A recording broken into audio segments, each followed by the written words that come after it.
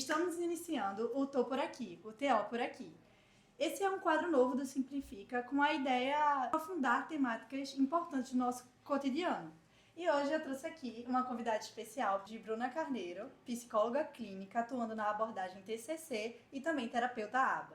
Primeiro, Bruna, seja bem-vinda. Muito feliz que você pôde vir aqui falar um pouquinho com a gente, né, nesse formato novo.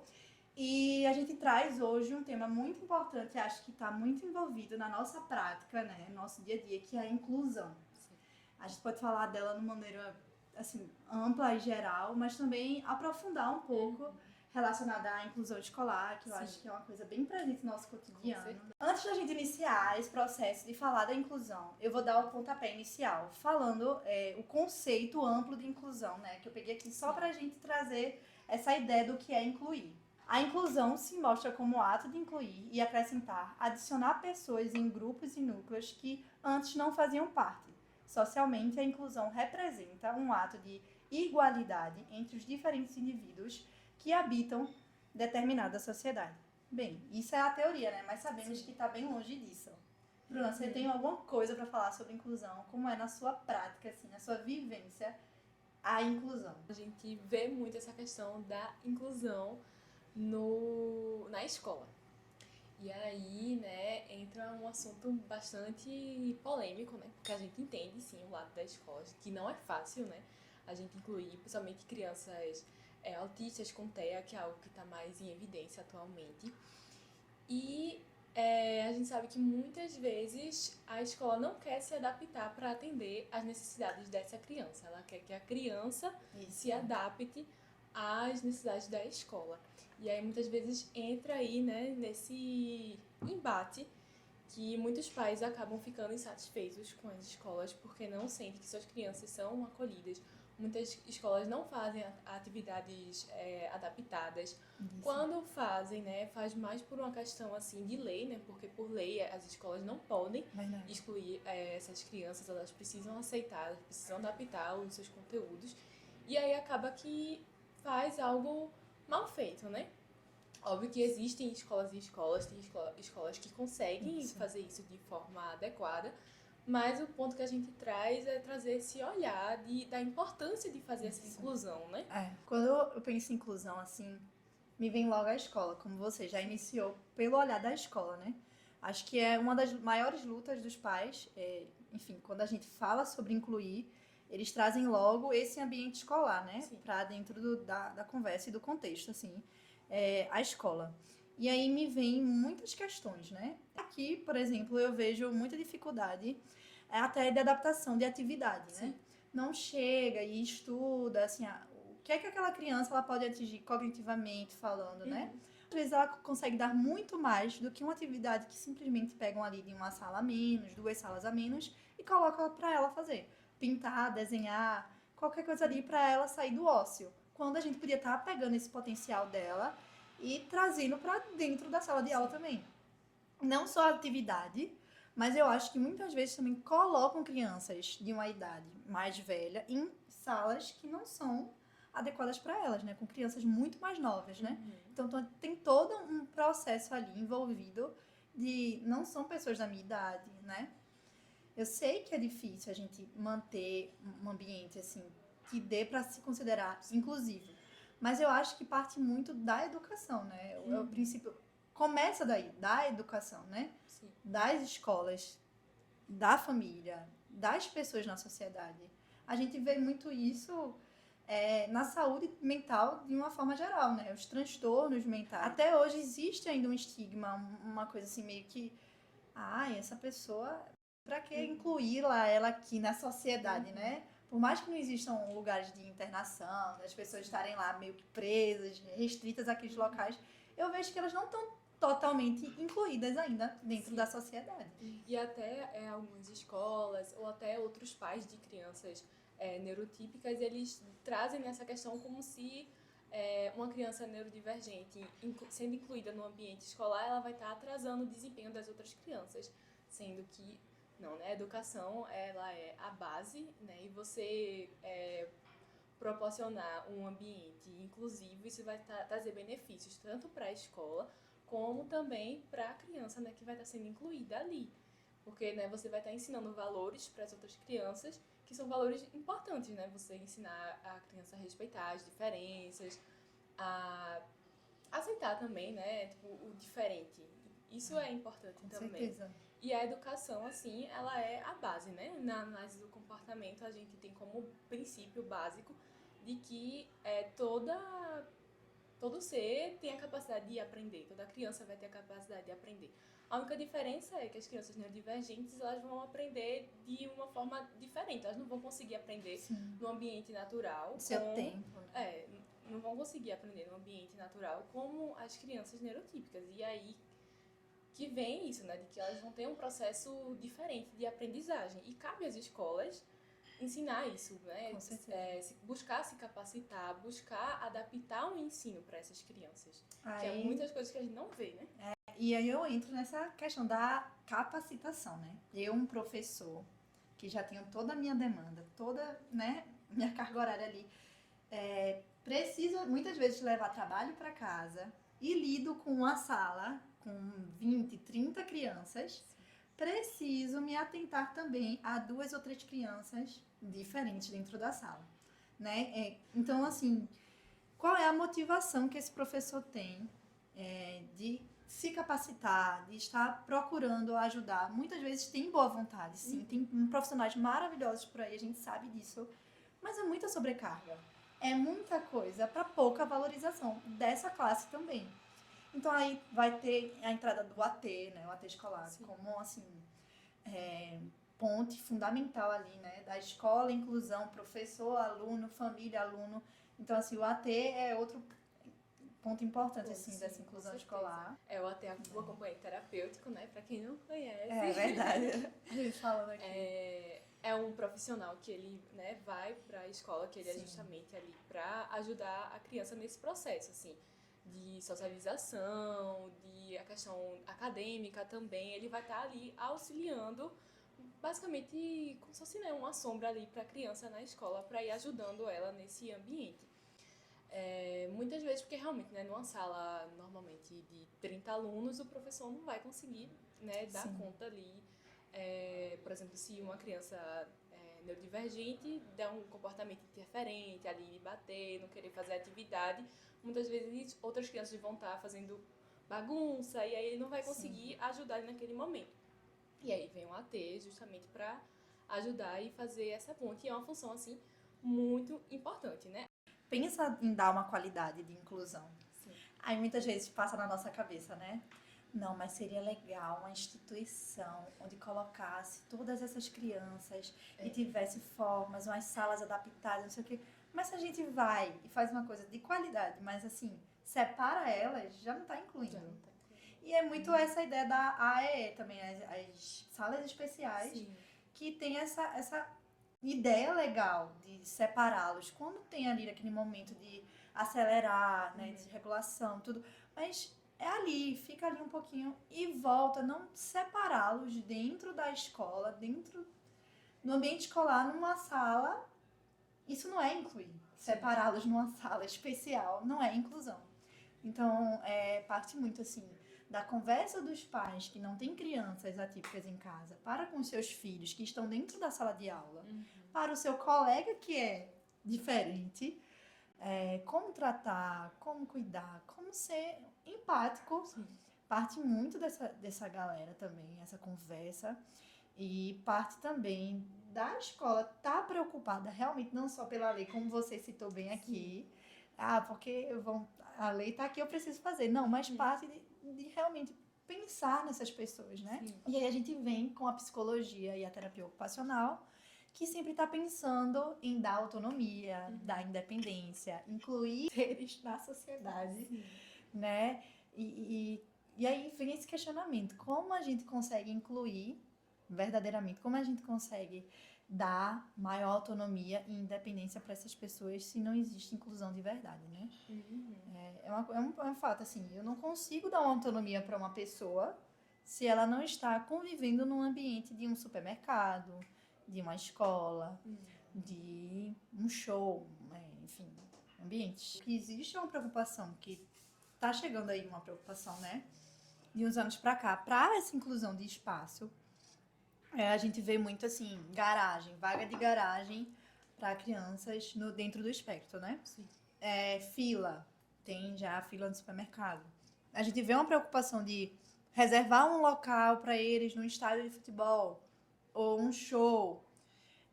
Eu vejo uma preocupação crescendo também em relação a recursos, abafadores. O shopping agora está ali disponibilizando. Eu vejo que eles estão com essa preocupação de disponibilizar e tudo, mas também vejo que é algo assim pontual, é algo que vou botar aqui para dizer que eu estou incluindo, mas não é algo completo ainda. Eu sinto falta de muita coisa ainda, sabe?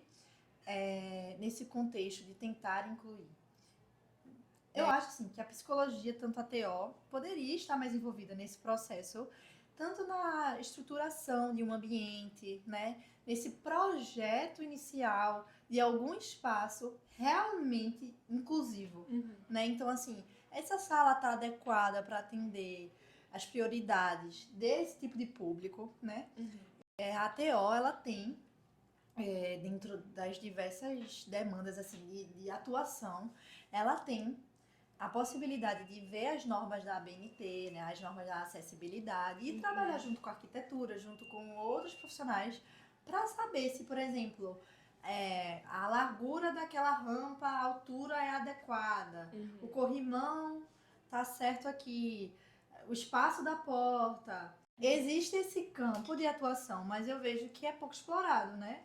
Tanto porque as pessoas não procuram, né? Tanto você quanto eu, pra gente estar pensando em inclusão e estruturar espaços, quanto também as pessoas, nós, com outras demandas também não procuramos nos atentar tanto a estruturar, enfim, incluir mais os espaços, né? A gente tem que pensar realmente nessa inclusão, né? De ver assim, inserir essas pessoas, não deixar elas na margem, né? Porque a gente sabe que existem, né, as minorias e essas minorias elas ficam, né, na margem da sociedade. Isso. E a gente acaba não incluindo elas. Exatamente. E muitas vezes durante o nosso dia a dia a gente passa despercebido por essas coisas, a gente não pensa em incluir essas pessoas no nosso dia a dia. Então cabe a gente também, como indivíduo, refletir sobre isso. O quanto impacta uma família, né? O quanto impacta essas pessoas.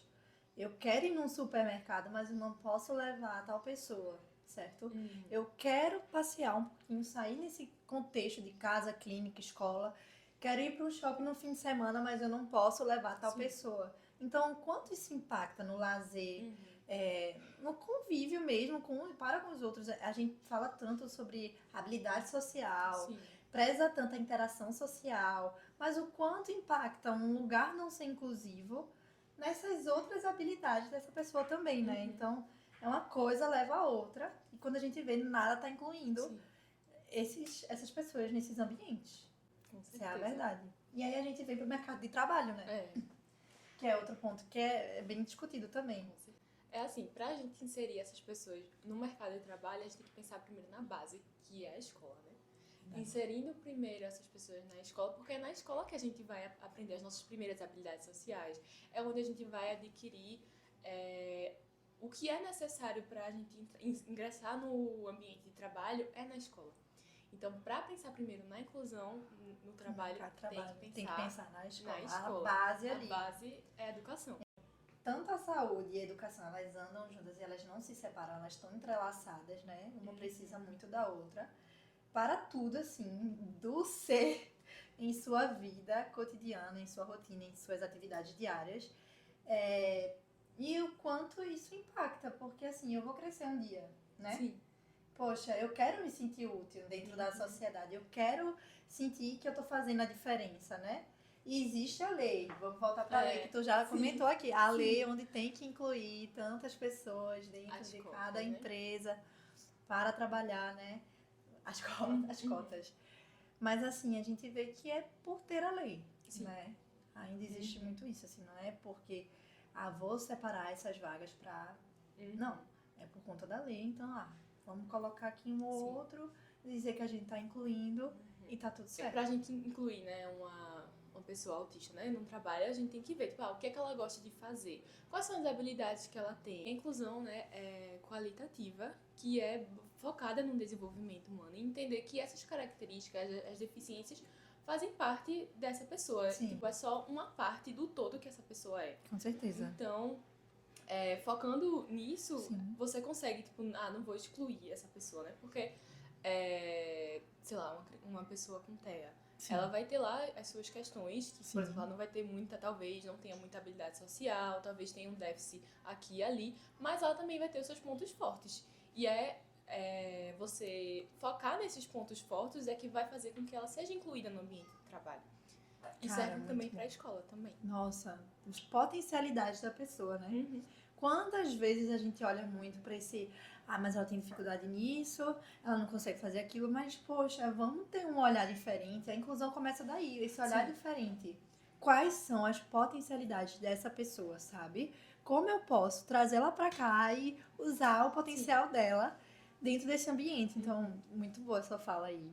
É realmente isso que tem que acontecer, sabe? Numa palestra que eu assisti nos Estados Unidos, eles fazem treino para inserir as crianças no mercado de trabalho.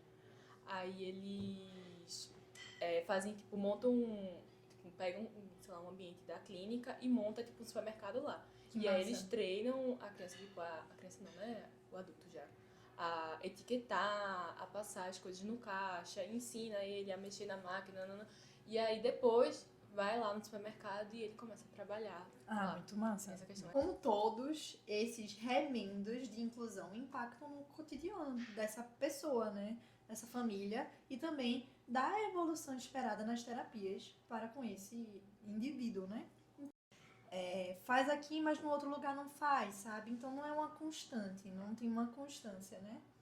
E eu acho que a gente, né, para solucionar isso, precisa falar mais, precisa refletir mais, precisa trazer mais à tona essas questões de inclusão, pensar em como incluir, tanto estruturalmente falando, em ambiente, né, adaptado e tudo, mas também como incluir como cultura da sociedade, como o olhar diferente que as pessoas precisam ter para essas pessoas atípicas. Que ainda existe um olhar bem preconceituoso, a gente tem que ser aberto aqui e falar que existe. Sim. Você não controla o seu filho. Porque ele é autista. E dentre outras coisas, né? A gente tá falando mais do autismo, mas também de saúde mental em si. Porque falta de educação. Porque ele é muito mal educado. Então, assim, esse olhar, ele precisa ser diferente, entende? Porque a pessoa vai ter que sair como com essa criança de casa quando os outros estão lá. Ele é muito mal... Entende que precisa de uma mudança. Então, eu acho que a gente entra aí. O papel da gente tá aí, né? Nessa conscientização. Nesse processo de mudança dentro da escola também, Sim. né? Acho que trazer os profissionais de saúde para perto dos educadores, cara, ia ser uma coisa incrível, assim, né? Uma troca legal. Equipe multi, a gente fala de equipe multi. Com certeza. Dentro da equipe multi também Sim. tá o professor. Sim. Então, trazer esse professor para perto e dizer assim, quando acontecer isso, você não reforce o comportamento dentro da sala de aula, porque eu sei que é difícil controlar um monte de criança aí, mas assim, olha, faça desse jeito, tem essa conduta. Quando ele tiver assim, tem uma forma de regular, uma bola terapêutica, Sim. Tira o sapato dele, coloca um tapete lá com textura para ajudar ele ali naquele processo de se acalmar, tato profundo. Então, poxa, tantas estratégias que a gente pode estar em conjunto com esses profissionais para ajudar essas crianças a serem incluídas nesses contextos. E é bem por aí.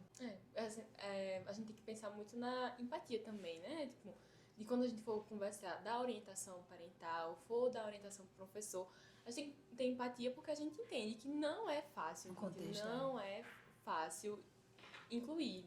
Isso, não é fácil aceitar o diferente, mas é necessário, é importante que a gente se adapte e busque, né, evoluir, seres humanos melhores. Com certeza. E com um jeitinho ali, todo mundo consegue se ajudar, sabe? Eu acho que é possível, sabe? Só basta realmente todo mundo dar as mãozinhas e vamos lá. Então é isso. Acho que a gente conseguiu, em pouco tempo, falar e abrir assim, a cabeça para esse assunto. A gente termina aqui falando sobre a importância da gente buscar mais, né? Se inteirar mais dessa temática. Buscar material. A gente também vai deixar anexado aqui alguns artigos, alguns materiais para leitura sobre inclusão, sobre leis que já existem, né, todo o processo aí da inclusão. E também um ponto muito bom que a Bruna acabou de comentar aqui comigo, que ela pode falar. Que é importante também, já que a gente tá falando de inclusão, da gente trazer, né, pessoas autistas para falarem sobre a inclusão, para falar o que elas precisam para serem incluídas. Porque nada melhor do que a própria pessoa para falar como ela se sente, o que ela precisa. Então a gente pode, né, até indicar, né, perfis de pessoas autistas no Instagram ou em outras redes sociais que elas vão conseguir falar melhor dessa experiência, né, do que a gente. E é importante a gente trazer essas pessoas para esses espaços para elas conseguirem se comunicar, né? Com certeza. Nada melhor da gente entender por elas, né? Sim. Dar a voz a essas pessoas é muito importante. A gente fala muito sobre as pessoas, mas cadê elas para falarem também, né? Então, eu acho que parte muito disso. Já que a gente quer empatia, quer inclusão, então vamos dar a voz para essas pessoas estarem aqui também e poderem ter esse momento de fala. Então é isso, gente. Espero que vocês tenham gostado do dia de hoje. Foi um dia muito rico pra gente aqui de troca. A ideia é realmente aprofundar assuntos, temáticas que a gente vê ali que fica meio superficial em 1 minuto e 30 segundos, né? Então, tragam também sugestões de novas temáticas, né? Que a gente possa trazer aqui. E curta, comente, compartilhe com as pessoas. A gente precisa realmente falar mais sobre esse tema. E vai ser muito importante a ajuda de vocês nesse processo. É isso, um beijo. Queria agradecer, né, também, Gabi, pelo convite. Foi ótimo estar aqui contigo falando sobre isso. Você, né, como terapeuta ocupacional, é muito importante a gente ter essa troca, né? Principalmente na equipe multiprofissional. Sim, a gente fala muito da equipe multi. E é por isso que é bom essa troca. E só tem ganho com isso também, sabe? Não deixar só na teoria, mas colocar em prática também essa equipe multi, né? E é isso, no próximo pode me chamar também, já quero participar de outros. Tá bom.